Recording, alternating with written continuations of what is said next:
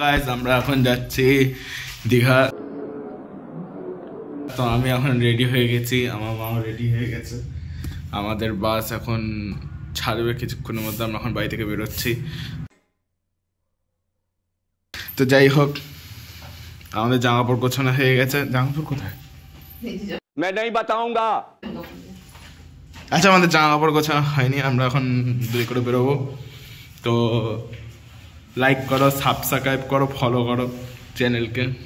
और वो जो लाल वाला बटन है उस पे भूकंप लेके आओ या फिर भूचाल, मुझे नहीं पता, बस क्लिक हो जाना चाहिए। ऐसे कुछ ज्यादा नहीं हो गया, मतलब कुछ। चलो भाई देखो अब मैं क्या करता हूँ।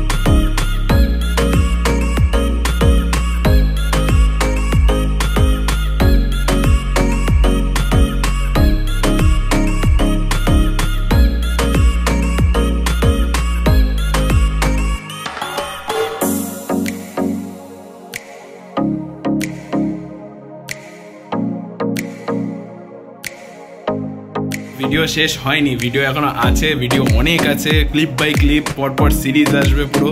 ঠিক আছে, দেখতে থাকো, সাবস্ক্রাইব করে রাখো, যাতে বেল আইকনও ক্লিক করে রাখো, যাতে সমস্ত আপডেট তোমাদের সবার আগে পৌঁছায়। তো দেখতে থাকো, বাই বাই।